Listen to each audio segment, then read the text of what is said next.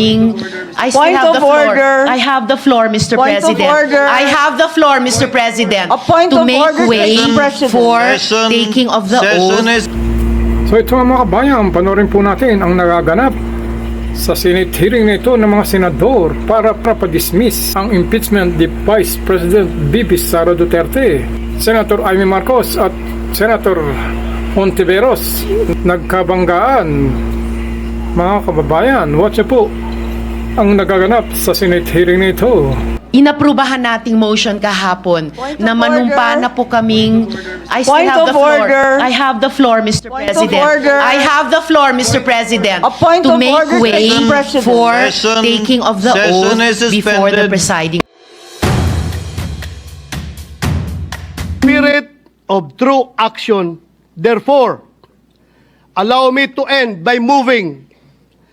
I respectfully move that in view of its constitutional infirmities and questions on the jurisdiction and authority of the 20th Congress, the verified impeachment complaint against Vice President Sara Duterte be dismissed. Mr. President, since I have still the floor, I would like to call Senator Bongo. Mr. President. Mr. President, will the good gentleman yield the floor for a few remarks as part of the privilege hour availed by Senator De La Rosa? Yes, Mr. President, no problem with me. Thank you, Mr. President. Mr. President, I agree with the speech of Senator Bato De La Rosa. Ang gusto nating kalabasan ng paglilitis na ito ay hustisya. Senator Go, before you proceed, Chair has not yet recognized you. Session is suspended. Chair would like to first state the parliamentary situation. After the privileged speech of the Honorable Bato, he asked that the chair recognize Senator Bongo to deliver a seconding speech to the motion he made at the end of his privileged speech. The chair has not yet acted on that motion and has not yet recognized Senator Go. And before the chair declared a short suspension, two members raised their hand to be acknowledged and be heard, and the chair intends to listen to them first before acting on the pending motion. Senator Hontiveros first, and then Senator Villanueva. You may proceed, ma'am. Maraming salamat po, Mr. President. Immediately after the speech of the good gentleman from Davao, I move that any interpellation or any action, any seconding speech on the privileged speech be suspended momentarily after his speech to allow us to take our oath, which was the subject of the approved motion yesterday, and again, the subject, which was the subject of the approved motion yesterday, which is an offshoot of a question of privilege, which takes precedence over all motions. So I restate my motion, Mr. President, to momentarily suspend any action, whether interpellation or seconding speech on the privileged speech of the good gentleman from Davao, para sa wakas bigyang daan yung inaprubahan nating motion kahapon na manumpa na po kaming I still Point have of the floor. order. I have the floor, Mr. Point of President. order. I have the floor, Mr. President, A point to of make order, way Mr. President. for Session- taking of the session oath is before the suspended. presiding officer.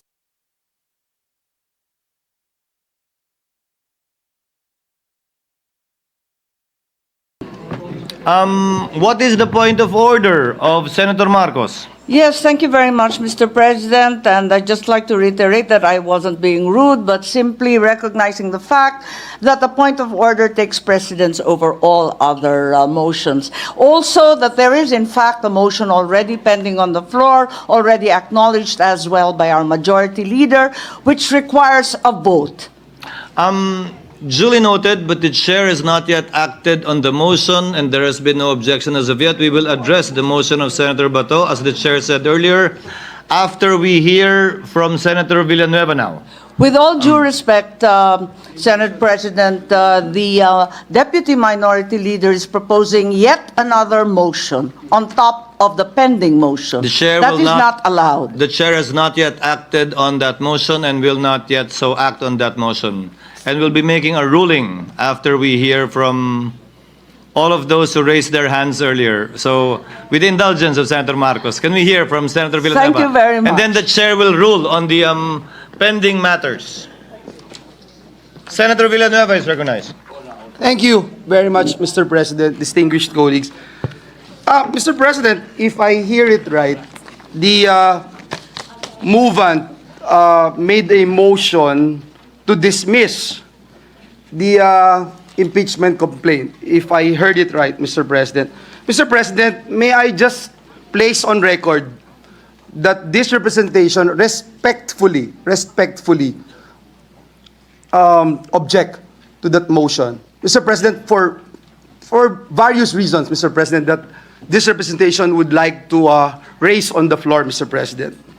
One, Mr. President, is that the Senate, as a legislative body, and at this point in time, we have not yet convened, Mr. President, as an impeachment court. And therefore, Mr. President, this representation believes that we have no constitutional authority as legislative body to dismiss an impeachment complaint. Let me quote the Constitution under Article 11, Section 3, Number 6 of the 87 Constitution. The Senate's role is expressly limited to trying and deciding all cases of impeachment after the House of Representatives has transmitted a valid articles of impeachment. Mr. President, the Senate, in its capacity as a legislative body, does not possess the constitutional authority to unilaterally dismiss an impeachment complaint.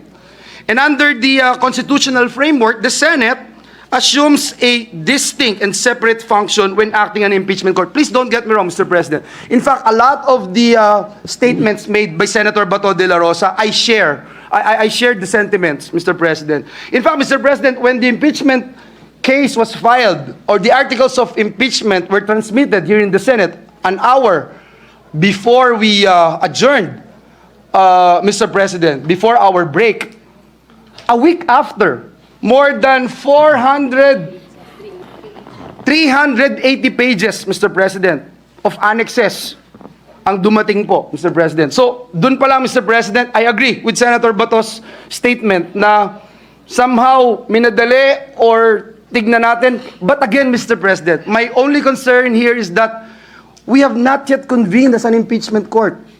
We can probably dismiss this or even entertain the motion if we are already acting as an impeachment court. Let me go to my other point, Mr. President. The Senate lacks the power to dismiss an impeachment complaint and has no constitutional duty to proceed to trial.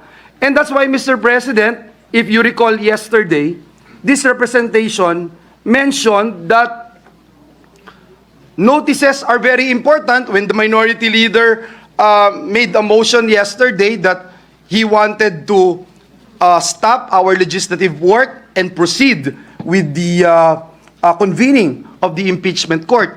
And he made mention about the calendar of activities, kung kailan magsisimula, ano yung timelines, etc., Mr. President. And that's why I objected again, Mr. President. So in the name of consistency, Mr. President, let me again state for the record, the power of initial determination belongs solely to the House of Representatives. You and I, Mr. President, were members of the House for quite a long time.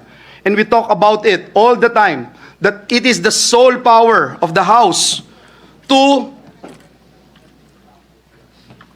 determine kung yung impeachment or articles of impeachment na itatransmit sa Senado ay merong required votes, etc., etc., at ang tanging sole authority naman ng Senado is to act as an impeachment court, not, Mr. President, not as a gatekeeper of the complaint's sufficiency. Further, Mr. President, it bears emphasis that the framers of the Constitution intended a clear division of roles. House initiates, and the Senate tries and decides. Again, Mr. President, I am not even going to say whether or not I will support the motion of our dear colleague, Senator Bato de la Rosa. I'm just saying, Mr. President, that it should be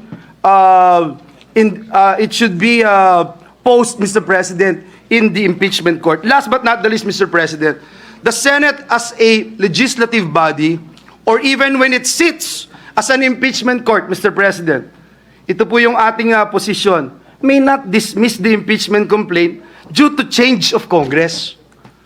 Impeachment, Mr. President, is a political discretion. It's not a political discretion, but a constitutional mechanism rooted in the principle that public office is a public trust. Alam na po natin lahat yan bilang mga lingkod bayan. Yung sinasaad ng 87 Constitution, which provides public office, is a public trust. Public officers and employees must at all times be accountable to the people. This duty, Mr. President, is not suspended, nullified, or extinguished by the expiration of the legislative calendar or the transition to a new Congress. But again, I also believe and support the statements made a while ago by Senator Bato de la Rosa.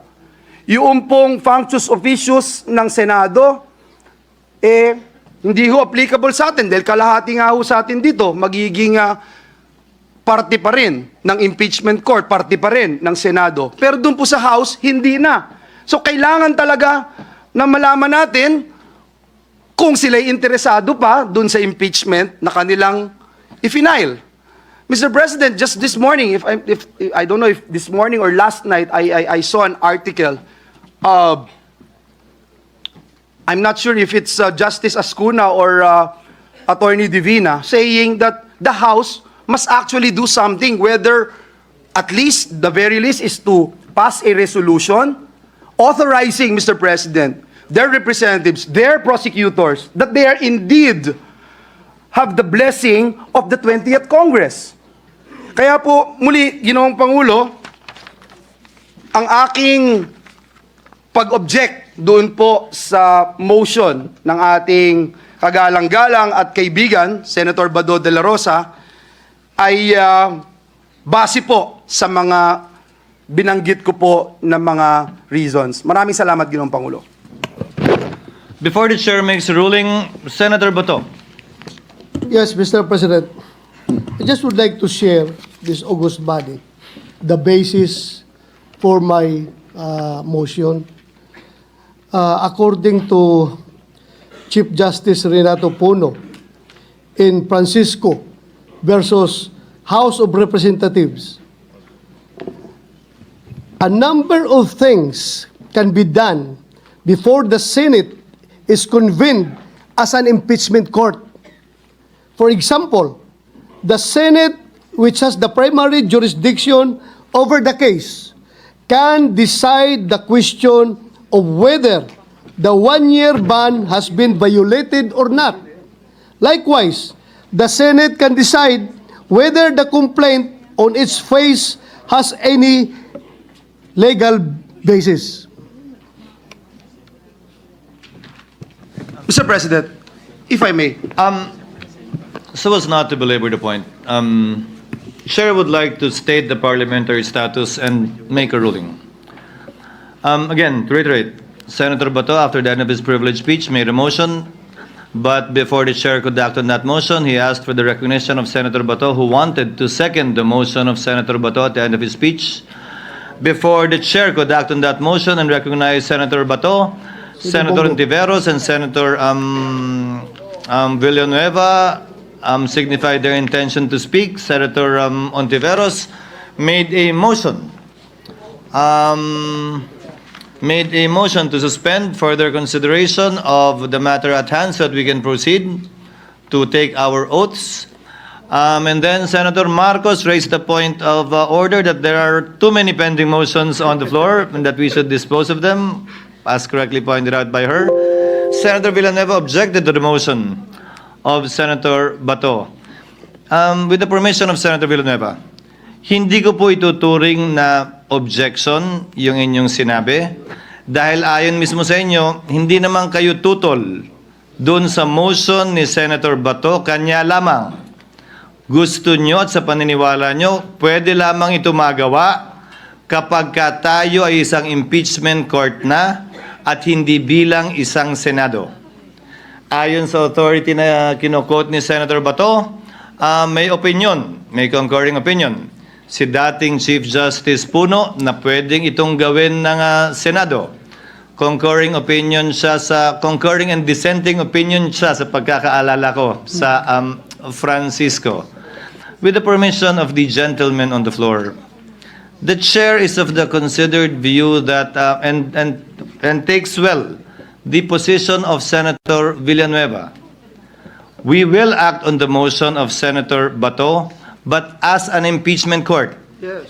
We cannot act on the motion of Senator Bato unless we take our oaths as members of the impeachment court.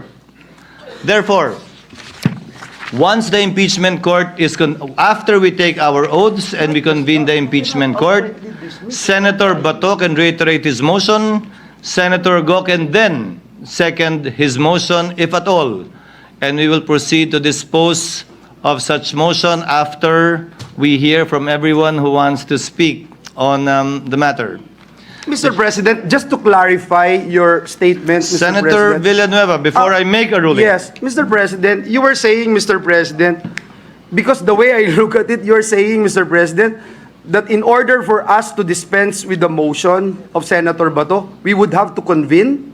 We would have to convene the impeachment, impeachment court. as you said earlier. Yes, Mr. President, I thank you for that. But in order for us to convene again, Mr. President, and just for the information of our law students and those who wanted to learn from these proceedings, Mr. President, this representation made a statement yesterday that we cannot proceed with the convening of an impeachment court unless we issue notices, Mr. President. And I made mention about it because the minority leader's motion yesterday was to convene and at the same time talk about the calendar of activities, Mr. President. And so I would just like to put that on record, Mr. President, because we are not going to discuss the agenda of the, if we convene the impeachment court. Is that the case, Mr. The President? matters to be discussed requiring notice included the schedule, proposed schedule of the Yes. impeachment complaint, which needed the presence of the parties. However, Because if we can do it by ourselves, for example, Mr. President, just approving our rules on impeachment, However- issuing summons, we don't need to issue notices. Is that correct, Mr. President? However, there are certain matters that the court can do motu proprio. Yes. And it would perhaps include these matters, which is up for the consideration of the court once we convene. So Thank again, you, Mr. President, thank you. Senator Bato is recognized. Thank you, Mr. President. I just would like to counter the statement of Senator Joel Villanueva, Mr. President. You know, as the good Senate President mentioned yesterday, the Senate dismissed the impeachment complaint against Ombudsman Gutierrez after she resigned without convening the impeachment court. Therefore, the Senate, without convening into impeachment court, is not prohibited from dismissing the impeachment case, Mr. President. It's very clear.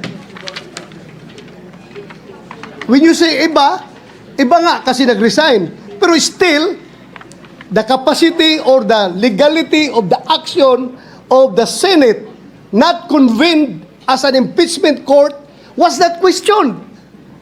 So therefore, considering this case, I think we can do the same, Mr. President. Mr. President, if I may, Mr. President, this is in reaction, Mr. With the President. permission of the gentlemen who have the floor, Chair will suspend for a few minutes because you will most likely simply engage in a debate because clearly you both have different positions on the matter. Session is suspended.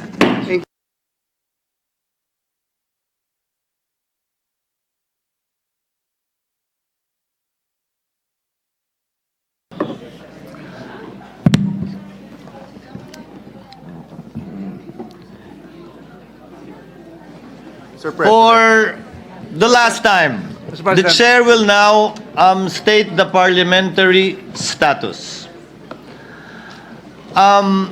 Senator Bato made a motion that Senator Go wanted to second. Senator Joel took the position that we should sit as an impeachment court before we can act on that motion. For the chair, the suggestion of Senator Villanueva is well taken, while recognizing also the position of Senator Bato, although the chair prefers the position of Senator Villanueva that we first convene as an impeachment court before acting on the motion.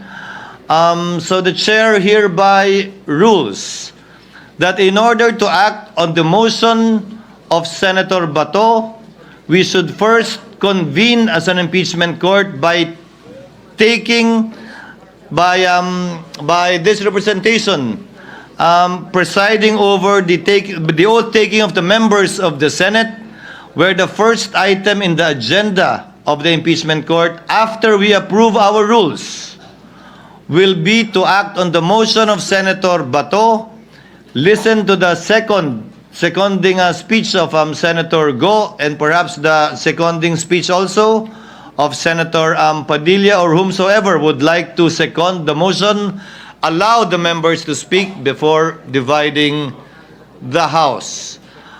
So, therefore, Chair will suspend session in order to allow the members to kindly don your robes, impeachment robes, so that the chair can subscribe the oath to the members of the impeachment court so that we can convene the impeachment court and do the things, the items rather, that the chair mentioned earlier. Senator Bato. Mr. President, I think I got the point of the good minority leader. And I would like to expound this, Mr. President, that after we take oath, Mr. President, can we go back as a Senate, not as an impeachment court, para pagbigyan na makapagsalita yung aking mga kasamaan, si Senator Bungo at si Senator Robin Hood Padilla, not as an impeachment court, but as a Senate, Mr. President. Just reverting back our status after taking a note. Mr. President, may I make a suggestion? Senator Allen is recognized. Sir, konting patience po from someone na mas madalas makipag-away kaso sa ipagbati ang ating mga kasama. May I propose this? I disagree with Senator Bato in dismissing the case. I agree with him based on former Chief Justice Puno's statement. And naniniwala kasi ako pag jurisdiction, titignan muna natin sa body. Having said that, tama ang ruling ng Senate President that either or, which is better. The only reason I think that better yung impeachment court because we will take an oath of political neutrality. While there's no test for that, konsensya na natin lahat once we take our oath. May I suggest, because I think the konting disagreement between my two brothers, Brother Joel and Brother Robin, is may feeling na hindi natin pinapasalita yung iba. May feeling naman ng minority dahil mas konti sila ay sinusupil ang kanilang karapatan isulong ang isang constitutional duty. May feeling naman yung iba dito sa likod na bakit masusunod yung minority. But I think, Mr. President, when we convene as an impeachment court, am I correct? Senator Bongo and Senator Robin and anyone who wants to speak on the issue of dismissal or any other motion will be able to speak and can move that their statement also be reflected in our session after or tomorrow. That is correct, Your Honor. So that they don't have to repeat it twice. Because the problem, Senator Bato is not an attorney, but he's talking like an attorney. So, Senator Batorni,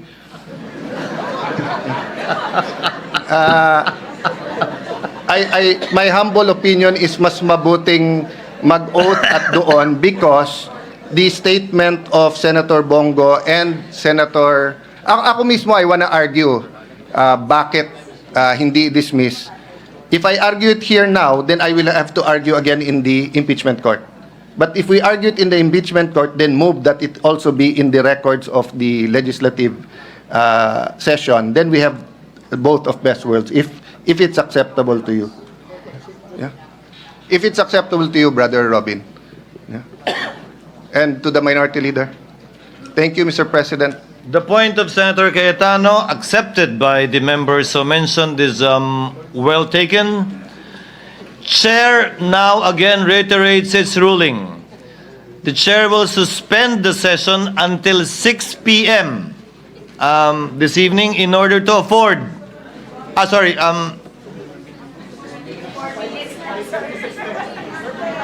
Gaano katagal ba nyo kailangan magbihis? Huh? Forthwith, di ba? 6:15 probably, Mr. President. Would be Chair a reasonable hereby time. orders that session is suspended until 6:15 Thank you, Mr. President.